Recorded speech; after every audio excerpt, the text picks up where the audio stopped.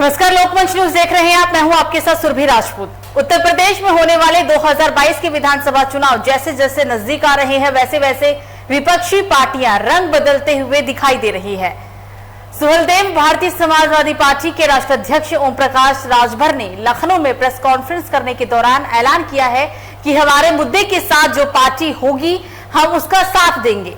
हम पूरे प्रदेश में पूर्ण शराबबंदी, मुफ्त शिक्षा, न्याय समिति रिपोर्ट की सिफारिश लागू करने को लेकर संघर्ष कर रहे हैं। जो भी इस मुद्दे पर हमारे साथ है उन सबका स्वागत है।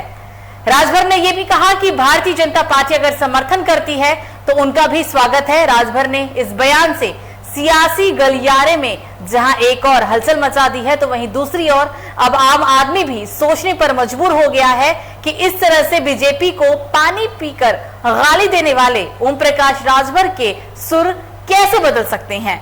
हालांकि इससे पहले राजभर सपा समेत कई पार्टियों के अध्यक्षों से गठबंधन की बात कर चुके हैं, लेकिन शायद उन्हें सफलता नहीं मिली है। शायद अब यही वजह है और यही यहाँ पे सवाल खड़ा हो रहा है कि राजभर किस पार्टी से गठबंधन कर किसका फायदा पहुंचाना चाहते हैं और इससे बीजेपी को क्या फायदा होगा।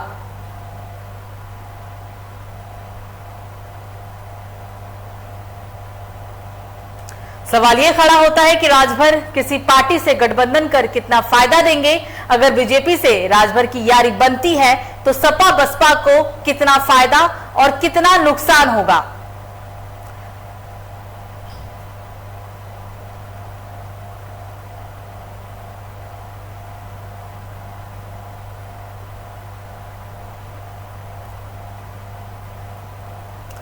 और इसी पर चर्चा करने के लिए हमारे साथ हमारे तमाम मेहमान जुड़ गए हैं। उनसे आपका परिचय करा देते हैं। दिनेश चौरसिया, नेता भाजपा, स्वागत है सर लोकमंच न्यूज में। रईस अहमद जुड़ गए हैं, नेता सपा के हैं, आपका भी स्वागत है सर। और महमूद बेग, नेता आजाद समाज पार्टी के, आप तीनों का स्वागत है लोकमंच न्यूज में। चर्चा की शुरुआत करेंगे और सबसे पहले मैं यहाँ पर बीजेपी नेता के पास आऊंगी। अब आपने राजभर के सुर खुद ही सुने। वो कहते हैं कि अगर उनके मूलभूत मुद्दे जो इस बार वो चुनाव में लेकर आएगी, अगर कोई भी उनका समर्थन करता है तो सभी का वो स्वागत करते हैं। तो आप इसे कैसे देखते हैं सर? दिनेश जी।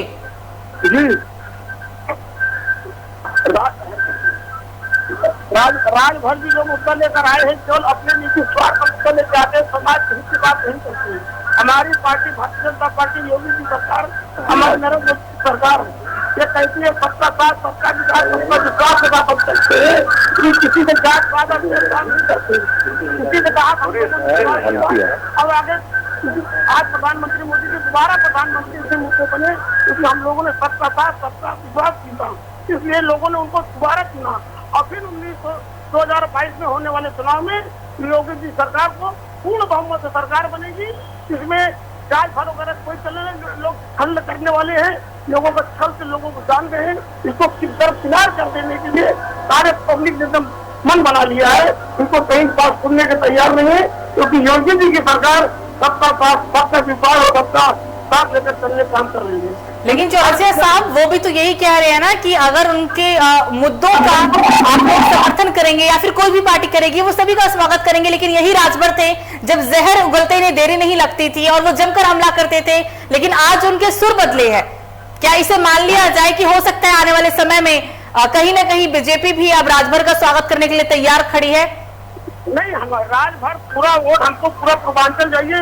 हमारे अनिल राजभर हैं और कई नेता हैं, सब हमारे लिए सब वोट करने। राजभर केवल जो अपनी एक विशेष जात की बात करते हैं, जबकि हमारे योगी जी सरकार जो है सबका साथ, सबका विश्वास, सबको लेकर चलने का काम करती है। महमूद बेग जी के पास चलेंगे। महमूद जी, इतना तो है कि राजनीति में सब कुछ जायज है और शायद ये राजभर साहब ने यहाँ पर साफ कर दिया कि राजनीति है भैया तो कुछ भी हो सकता है। हाँ, तो भाई उनकी अपना काम करने का तरीका राजभर जी का इनका चौरसिया साहब, ये सवाल मेरा महमूद बेग जी से था। आप हमारे साथ बने रहिए, आपके पास फिर वापस लौटेंगे। महमूद जी, आपने मेरा सवाल सुना या मैं एक बार फिर से दोहराऊं इसे? जी रिपीट करिए। जी, मैं सवाल दोहरा रही हूँ। आपसे सवाल यही है, राजनीति में सब कुछ जायज है। राजभर ने एक बार फिर से इस बात को साबित कर दिया और अभी तो समय बाकी है, बहुत कुछ देखने को मिलेगा। बीजेपी के लिए राजनीति में सब कुछ जायज है। मैं यहाँ बीजेपी की बात नहीं कर रही सर, बेग साहब, राजभर जी की बात कर रही हूँ मैं। जैसे वो स्वागत कर रही हैं और यही राजभर साहब थे कि वो जहर उगलते उनको देरी नहीं लगती थी। राज भर भी इन्हीं के थैली के चट्टे बट्टे इन्हीं के पॉकेट में रहने वाले लोग हैं वो, उनमें और भाजपा में कोई फर्क नहीं।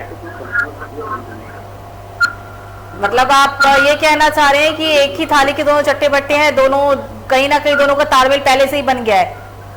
बिल्कुल, पहले भी एक दूसरे की सरकार रह रहे हैं ये दोनों लोग, अभी फिलहाल अलग हुए अपने अपने स्वार्थ के लिए। लेकिन स्वार्थ तो सर अभी आगे भी बहुत देखने को मिलेगा। अब कई तो ऐसे होंगे कार्यकर्ता जो अभी से ही दल बदलू तो कहा वैसे भी जाता है नेताओं को कि कब किसकी पार्टी में कौन चला जाए कहना मुश्किल है। 70 साल से जितनी पार्टियां हैं यहाँ, कांग्रेस, भाजपा, समाजवादी, सब स्वार्थी पार्टियां हैं। हमारी पार्टी आजाद समाज, बहुजन और दलित मुसलमानों के लिए काम कर रही है, अब आगे करती रहेगी। ठीक है। समाजवादी यादवों के लिए काम करती है, कांग्रेस ब्राह्मणों के लिए काम करती है, और राजभर अपनी बिरादरी के लिए काम करते हैं। भाजपा देश बेचने के लिए और दंगा कराने के लिए काम करती है। ठीक है सर, एक साहब बने रहेगा, रईस अहमद जी के पास चलेंगे। सर आप क्या कहेंगे राजभर के इस बयान के बाद, जो उन्होंने प्रेस कॉन्फ्रेंस के बाद यूपी के पूरे राजनीति को गरमा दिया है, क्या कहेंगे आप इसे लेकर? देखिए, सबसे पहले तो हम आपका धन्यवाद अर्पित करते हैं कि आपने हमें अपने चैनल में जगह दी जो, और जहाँ पे राजभर जी का सवाल है जो, ये राजभर जी का एक अपना विषय है, ये अपना विषय है। कब क्या बोलेंगे वो, कब बीजेपी के खिलाफ बोलेंगे, कब किसी और के खिलाफ बोलेंगे, कब क्या कहेंगे, ये उनका अपना विषय है।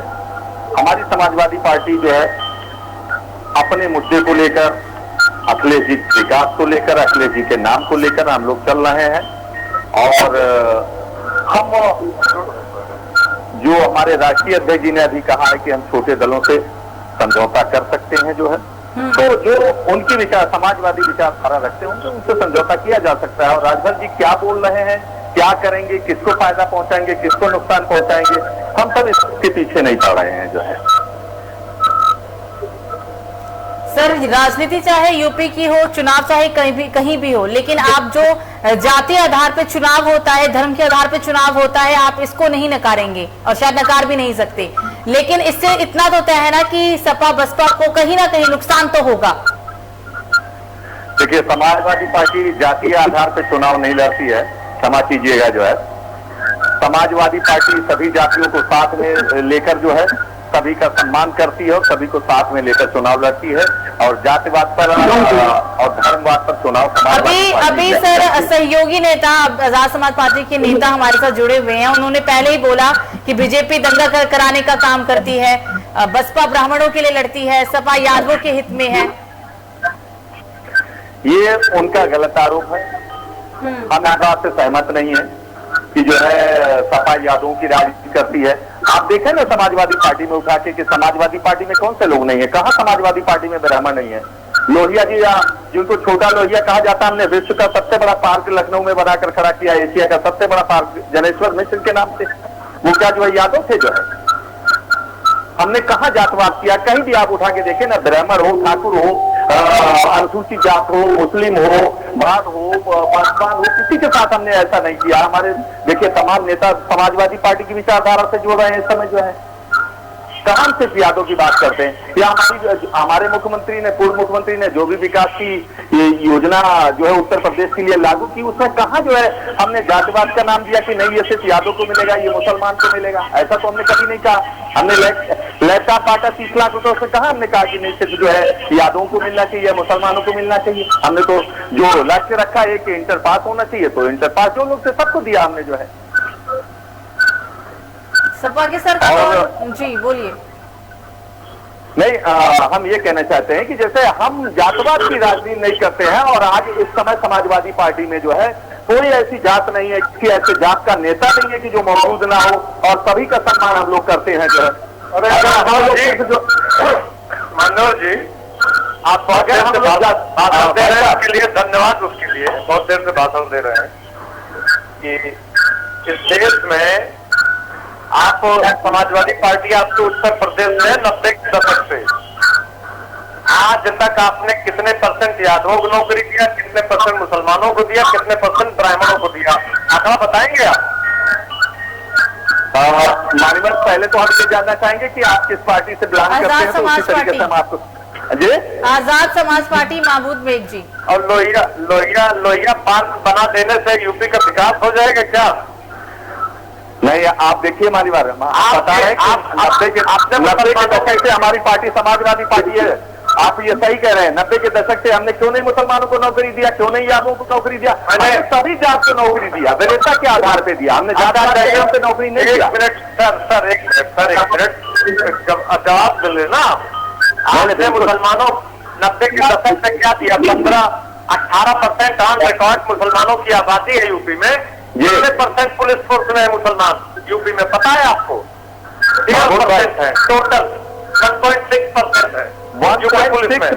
देखिए 1.6% फोर्स में सिर्फ जात के आधार पे नौकरी नहीं दी जा सकती है। नहीं तो आप कौन जो होगा उसको नौकरी दी जाएगी। नहीं, यादव आ जाएंगे, यादव 18% है यूपी पुलिस। नहीं, अगर योग यादव होगा तो यादव आ जाएगा, क्या दिक्कत हो इसमें? के आधार पे है ना कि जाति। आप 18% यादव भर सकते हैं, प्राइमर 2%, 3% भरेंगे आप। और मैं बता दूं, जितने दंगे हुए आपने मुसलमानों को वोट लिया है। अभी पिछली सरकार में आपके अखिलेश की गवर्नमेंट सिंह में गया हुआ था मुजफ्फरनगर, आपने मुसलमानों को मरवाया। डीएसपी जियाउल हक का मर्डर समाजवादी पार्टी में हुआ, दंगा करवाया आपने लोगों को, और उसके बाद कह रहे हैं आप सबका साथ देते हैं। यादवों के अलावा किसका साथ हुआ, बता दीजिए किसका? यादवों के अलावा एक जियाउल हक की बात करते हैं कि जियाउल हक की हत्या हुई, न जाने कितने जियाउल हक की हत्या हो गई, उसकी बात नहीं करते हैं। समाजवादी पार्टी में एक जियाउल हक की हत्या हुई तो आप उसकी बात करते हैं कि समाजवादी पार्टी की हत्या हुई। मुसलमानों ने इस देश में बीजेपी को वोट नहीं दिया। बीजेपी अगर उनके साथ गलत कर रही है तो वोट लेकर गलत नहीं कर रही है। मुसलमानों ने कभी भाजपा वोट नहीं दिया। मुलायम सिंह की पैदाइश, समाजवादी की पैदाइश इस देश में मुसलमानों की बदौलत है। मुसलमानों की बदौलत हम ये कह सकते हैं कि हाँ, मुस्लिम भी वोट पोल करता है, यादव भी वोट पोल करता है, ब्राह्मण भी वोट पोल करता है।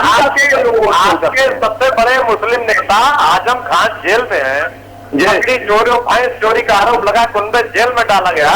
आपके राष्ट्रीय अध्यक्ष ने कितना प्रदर्शन किया उसके फेवर में? क्यों नहीं प्रदेश में? हमारी समाजवादी पार्टी ने प्रदर्शन किया है। हमारी समाजवादी पार्टी ने प्रदर्शन किया, आजम खान साहब के लिए किया। और कभी भी जो है कोई ये नहीं कि सिर्फ आजम खान के लिए, जब भी किसी के साथ अन्याय होता है समाजवादी पार्टी की हमेशा आवाज उठाती है। यादव के साथ सिर्फ अन्याय होता है तो समाजवादी खड़ी रहती है। नहीं, ये सोच आपकी गलत है, ये गलत सोच है। आप बता दीजिए, यादव 8% है, 18% यूपी पुलिस में है। कैसे आ गया? तो आज की लिस्ट उठा के देखिए, जो अब हुए हैं यादव जो है बीजेपी गवर्नमेंट में हुए हैं, आज वो योग थे तो बीजेपी गवर्नमेंट में भी है। अरे ब्राह्मण योग्य नहीं और बिरादरी योग्य नहीं, मुसलमानों में जिन लोगों के अंदर योग्यता है वो नौकरी पा रहे थे जो है समाजवादी गवर्नमेंट में। ये कोई जरूरी थोड़ा है कि मुलायम सिंह के आने से पहले यादवों में योग्यता नहीं थी, इसका मतलब आप ये कहना चाह रहे हैं? क्या चीज? क्यों नहीं योग्य? मुलायम सिंह से पहले यादव नहीं था। उठा के देखिए यादव की यादव नहीं था उस समय उत्तर प्रदेश में यादव नहीं था। उस समय भी यादव उत्तर प्रदेश में था, उस समय भी यादव बिरादरी को नौकरी मिलती थी। ऐसा आप लोगों ने समाजवादी पार्टी ने वोट सारे बैकवर्ड के लिया और मुसलमानों के लिया। अब विकास सिर्फ प्रदेश में यादवों किया, विकास सबका किया है। के आधार पे नहीं किया। अरे किसी का विकास नहीं किया, आधार पे विकास नहीं किया भाई, हमने विकास सबका किया है। अरे सर, जब समाजवादी पार्टी की गवर्नमेंट रही, मुसलमान दंगे में मारे गए, जिसने दंगा करवाता कौन है? अरे गवर्नमेंट जानते हैं, लेकिन आप बोल नहीं पा रहे हैं। क्यों समाजवादी पार्टी दंगा करवाती है? आप सीएम आपका है, आप बिहाइंड बार क्यों नहीं डाला आपने? इन्होंने दादरी में मर्डर किया, जहाँ दंगा हुआ वहां हमने कार्रवाई किया, तत्काल कार्रवाई की है। सर, जो आपने कार्रवाई किया सुन लीजिए ना, 1 लाख को घर में दंगाइयों ने घुस के मारा। आवाज के सीएम अखिलेश यादव ने वो जो आरोपी थे वो 30 लाख रुपए इनाम दिया है मारने का, ऑन रिकॉर्ड है ये। मैडम से कह दीजिए चला दे, न्यूज निकाल ले। देखिए ऐसा है, कहीं भी ऐसा नहीं हुआ कि सिंह का अखिलेश यादव ने इनाम दिया हो, जो है अखिलेश यादव राष्ट्रीय अध्यक्ष जी ने इनाम दिया हो, ऐसा कहीं कोई मामला नहीं है। आप मैडम से कहिए, न्यूज निकाल के चलाते, अभी देख लीजिए। ये गलत ऐसा है तो अगली चर्चा में जरूर न्यूज भी चला देंगे, लेकिन इन बातों का सर अब क्या है? एक बात यहाँ पे छोटी सी थी कि धर्म और जो जातीय आधार पर राजनीति है। 70 साल से इस देश में या तो धर्म की राजनीति हुई है या बिरादरी की राजनीति हुई है। कांग्रेस ने हमेशा सबका वोट लिया, दलित मुसलमानों का प्राइमरी काम किया। समाजवादी पार्टी ने बैकवर्ड मुसलमानों को वोट लिया, सिर्फ यादवों का विकास किया। हमारी पार्टी आजाद समाजवादी पार्टी ने सिर्फ यादव का विकास किया। ये भी योजना बताइए जो सिर्फ यादव बिरादरी के लिए लागू हुई हो, हमको हमारी योजनाएं यादव के लिए सिंगल योजना बता दीजिए यादव के लिए लागू हुई हो और बाकी जो है और बोल तो रही है कि यूपी पुलिस में 18% जो भर्ती है वो यादवों की ही है। यादवों की योजना तो यहाँ आप यही देख लें। मैं आपको यादव है, कोई ऐसा न कि जातीयता के आधार पर नौकरी में चयन होता है।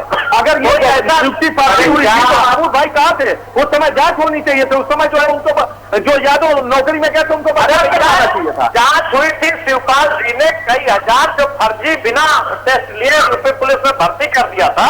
लोग कोर्ट गए और वैकेंसी होल्ड हुई थी। आपको पता नहीं है क्या? आपको ये पता है भाई कि वैकेंसी की बात जो है नियुक्ति के बाद होल्ड हुआ और उसके बाद जांच की बात करते हैं और आपके नेता ही तो बोलते हैं कि जिसकी सरकार है उसकी पुलिस है, तो जांच कौन कराएगी? आपके ही तो शब्द है सर, याद दिला दो थोड़ा सा। नहीं, शब्द के मतलब आप देखिए, जांच जब कोर्ट में मामला गया तो कोर्ट में भी उसको सही ठहराया। अरे तो क्या सही ठहराया? कोर्ट ने क्या?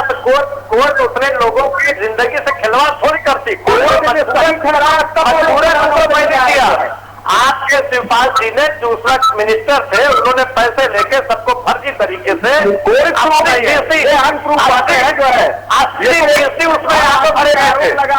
लग सकता है जो है इसके। अरे कोर्ट ने क्यों एक्सेप्ट किया? 80% नौकरी 80% यादव भरे गए थे, 80% उसमें। हम कह रहे हैं योग्यता थी उनके अंदर, यादव भरे गए जो है। ना होता और प्राइमरों में मुसलमानों आज भी हम कह रहे हैं कि जो है अभी यादव उठाइए, भर्ती को उठाइए, देखिए उसमें यादव आपकी बसपा और समाजवादी की गठबंधन सरकार थी, मुलायम सिंह आपके मुख्यमंत्री थे। डॉक्टर मसूद ने उर्दू टीचर भरे और बिल पास कराया गवर्नर से आके। आपके मुलायम सिंह नेता ने रात में 12 बजे उनका सामान फेंकवाया गुलिस्ता कॉलोनी से कि मुसलमानों को नौकरी क्यों दे दिया। अच्छा एक बात बताएं सर, माधव भाई एक बात बताएं, उर्दू टीचर की नियुक्ति किसके सरकार में हुई? अरे वो वैकेंसी अप्रूव उर्दू टीचर की नियुक्ति किसके सरकार में हुई? मोहन की किसके सरकार में? डॉक्टर मसूद साहब ने मुलायम सिंह जी के आपके सीएम साहब के गले में घंटी बांध दिया था। मैं बिल्कुल जो है उसको पार्टी बनाया था अपनी, और पार्टी का क्या हासिल हुआ वो भी आप जानते हैं। पार्टी तो जब मुलायम सिंह जी ने रात में 12 बजे उनका घर सामान फेंकवाया, मजबूर उन्होंने पार्टी बनाई। पार्टी बनाई, पार्टी का क्या हासिल हुआ? मालूम जरूरी नहीं कोई अच्छा एक चीज बताइए, अगर मुसलमानों का विकास आप करते, डॉक्टर मसूद ने इतने लोगों को दे दिया 67,000 उर्दू टीचर क्यों भूल रहे हैं कि मुस्लिम के उर्दू टीचर के बारे में, उर्दू टीचर की नियुक्ति किस सरकार में, नियुक्ति किस सरकार में हुई जो है? अरे नियुक्ति आप करते हैं, इलेक्शन वोट दे लेना था क्या मुसलमानों का? क्यों? अब तो आप कह रहे हैं कि मुसलमानों के लिए अभी तक कह रहे थे कि कोई काम ही नहीं किया समाजवादी पार्टी ने। वो अभी तक आप कह रहे थे कि समाजवादी पार्टी ने मुसलमानों के लिए कोई काम नहीं किया, अब आप कह रहे हैं कि मुसलमानों का वोट लेना था। उसमें आपका कोई काम नहीं था, वो तो डॉक्टर मसूद गले में घंटी बांध के चले गए मुलायम सिंह की। मैं कह रहा हूँ अभी पिछली सरकार में वार्निंग की जो भर्ती हुई है तब कहाँ थे डॉक्टर मसूद जो है? अरे कितने मोहल्लिम भरे हैं सबको पता है, कितने मोहल्लिम भरे हैं आप ये बताइए। कितने मोहल्लिम आए? अगर पिछली सरकार में मोहल्लिम आए तो वो कितने हजार में आए थे? कितने तहसीलदार यादव बनाए गए, कितने लेखपाल यादव बनाए गए? जिसकी सर्विस में जाएगा, जिसकी योग्यता जाएगा। नहीं, अखिलेश गवर्नमेंट में, समाजवादी गवर्नमेंट के देखिए, उसमें भी तो यादव आ रहा है, क्यों नहीं यादव को रोक लेते हैं? अब भाई वो तो जाएंगे यादव। बीजेपी गवर्नमेंट जो भी कर रही है उसकी बात हो रही है, जब भाजपा वालों से बात होगी तो उनका जवाब देंगे। बात आपसे हो रही है कि आप लोगों ने मुसलमानों को वोट लिया, नहीं बिल्कुल नहीं। अगर हमने मुसलमानों को वोट लिया, हमारी पार्टी ने अगर मुसलमानों का वोट लिया है तो मुसलमानों का भी ठीक है। महमूद जी सवाल बीजेपी नेता से भी पूछ लीजिए, बहुत समय हो चला है। ठीक है, आपने बोला है कि यादवों का भला हुआ है बीजेपी के टाइम में, अब दंगे की बात कर रहे हैं तो बीजेपी नेता भी साथ है, उनके पास भी चलते हैं। चौरसिया साहब, आपने सुना सभी सवालों को और क्या जवाब था वो भी सुन सकते हैं आप। पूरा ये लोग केवल हिंदू, केवल यादव मुसलमान की बात केवल कर रहे हैं। क्या हिंदुस्तान में भारतीय और बीजेपी किसकी बात करती है? भारतीय जनता पार्टी लोग तो साफ कर रहे हैं, बढ़िया है। हम समाज के सबका विकास बात करें, जो अभी 44 लाख लोग, और ये सबका साथ सबका विश्वास आत्मनिर्भर भारत, ये सभी स्लोगन ये 7 साल पहले 2017 में हमने जरूर सुना था ये स्लोगन, सबका साथ सबका विकास। 2021 में कहाँ गई सबका साथ सबका विकास वाली पार्टी? 4 लाख लोगों को नौकरी मिला। हमने किसी की जात, किसी के भेदभाव नहीं, किस आधार पर, कौन से रिकॉर्ड से? 4 लाख ऐसे कौन से लोग जिन्हें नौकरी दे चुके हैं? अरे हर चीज में मिला, हमें अभी परसों मिला,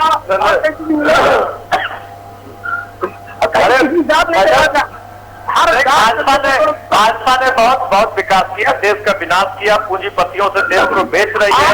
आपको लग रहा है जितना तरफ से चाइना को उन्होंने हमारी जमीन दे दी, हमारे देश की घुसा बैठा है चाइना। बताइए जमीन कहीं कब्जा की हो, हमारे मार्ग भगा दिया। ये मैं नहीं कह रहा हूँ, ये आपकी एयरफोर्स के प्रवक्ता कह रहे हैं कि चाइना घुसा पड़ा है हमारे देश में। नहीं, हम भी सुन रहे हैं, लेकिन जिस तरह चाइना के बॉर्डर से हमारे भारतीय सैनिकों ने डर के मुकाबला किया, कभी नहीं किया। सारे गवर्नमेंट विभाग आप बेच रहे हैं। महंगाई की हालत है, 100 रुपए के लगभग 100 रुपए के ऊपर पेट्रोल बिक रहा है, लोग खाने बगैर मर रहे हैं। आपका यही सब विकास है? आप राम के नाम को, पुरुषोत्तम श्री राम के नाम को बदनाम कर रहे हैं, यही सब कर रहे हैं आप। पूरा राम राज है, लोग कौन सा राम राज है? लोग मोटरसाइकिल साइकिल पे रामराज है। रामराज है कि व्यापारी की हत्या गोरखपुर में कर दी जाती है जो है। रामराज ये है कि बहराइच में जो है वो ड्राइवर की हत्या, फैजाबाद में जो है ड्राइवर की हत्या कर दी जाती है पूरे परिवार की। रामराज ये है कि कानपुर में व्यापारी की हत्या कर दी जाती है, उसके बेटे और उसकी हत्या कर दी जाती है। यही रामराज है। पुलिस वालों के ऊपर रामराज की यही परिभाषा है कि जो है वहां पुष्पेंद्र की हत्या कर दी जाती है, जो झांसी के अंदर गोरखपुर में मनीष की हत्या कर दी जाती है, अरे फैजाबाद में जो है ड्राइवर की हत्या कर दी जाती है। यही है रामराज। रामराज की परिभाषा ये है। राजस्थान में पीट कर मार डाल दिया, निकाल के घरों से मारा गया, गाड़ी निकाल कर मारा गया।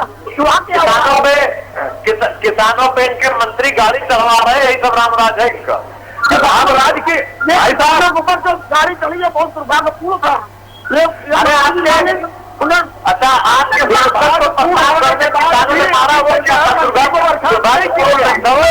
दुर्भाग्यपूर्ण होने के बाद भी मंत्री को अभी तक बर्खास्त नहीं किया गया, पद से नहीं हटाया गया। मंत्री के बेटा क्यों नहीं पद से हटाया गया? मंत्री का बेटा पद से हटा के उसके बाद लड़के की जांच किया जाए। गृह मंत्री की जांच होगी और जांच में जो है कहाँ से सत्यता आएगी जो है। अरे पूरी जांच हो रही है, निष्पक्ष जांच हो रही है, क्यों नहीं हटा रहे आप?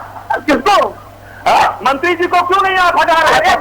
पा जाएंगे तो हटा दिए जाएंगे। नहीं, मंत्री जी को उनके पद से हटाकर फिर जांच कराएंगे। अरे मंत्री के बेटे की जांच हो, कौन सी पुलिस जो है उनके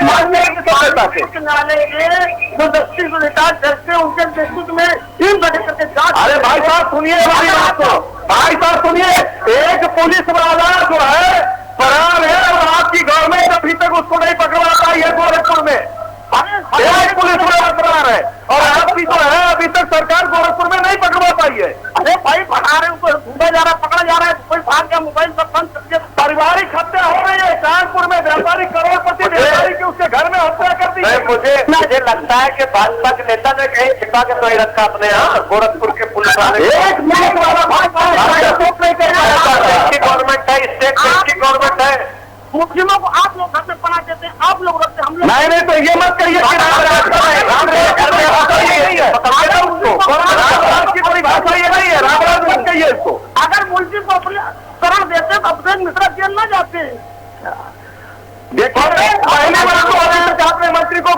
किया, विपक्ष पूरी तरीके से आक्रमण किए हुए है, जो है पूरा विपक्ष मांग कर रहा है कि जो नई मंत्री को हटाया जाए, उसके बाद जांच की जाए, उसके बाद आप मंत्री जी को क्यों नहीं हटा रहे हैं? अजय आगरा जी को क्यों नहीं हटा रहे हैं आप? किसको? अरे हो जाएंगे उसी उनको पर्चे हटाया जाएगा, माननीय नरेंद्र मोदी मुद्दों पर हटाया जाएगा और पद से नहीं हटाया जाएगा तब तक दोष सिद्ध कहां से होगा?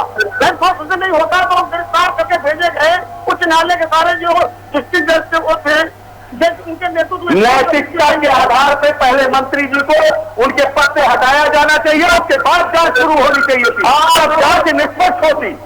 अरे यही आजम खान जी से करोड़ों अरबों रुपए जमीन ले कब्जा कर लिए थे, कहा गया इस्तीफा दीजिए नहीं दिए। आज भारतीय जनता पार्टी सरकार आई और दूसरी आजम खान के ऊपर मुर्गी बकरी चोरी का आरोप लगा कर ले जाने के तहत मुकदमे बना दिए गए और आपको इस्तीफा नहीं दिया था। बकरी चोरी तक का मुकदमा आजम खान के ऊपर है, विद्यालय महाविद्यालय खोल दिया, बकरी चोरी तक का मुकदमा है आजम खान के ऊपर। अरे चोरी चाहिए होंगे तो होगा, किसी को हमारे नैतिकता चाहिए थी कि पहले मंत्री जी अपने पद से इस्तीफा देते और उसके बाद जांच होती, स्पष्ट जांच होती।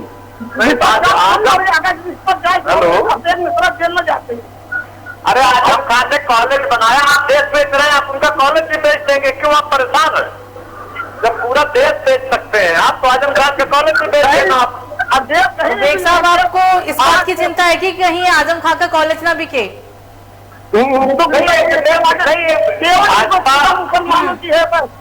भाजपा के लोग फालतू परेशान है, जब ये पूरा देश बेच सकते हैं, पूंजीपति लोग हैं ये, बेच देंगे। अरे परेशान है देश की जनता चाह रही है भारतीय जनता पार्टी सरकार फिर है, आप लोग परेशान हैं। क्या चाह रही है ये तो आने वाला समय ही बताएगा, लेकिन समय खत्म हुआ इस चर्चा को यही समाप्त करते हैं। वही मेहमान हमारे साथ जुड़े, इसके लिए आप तीनों का बहुत बहुत शुक्रिया।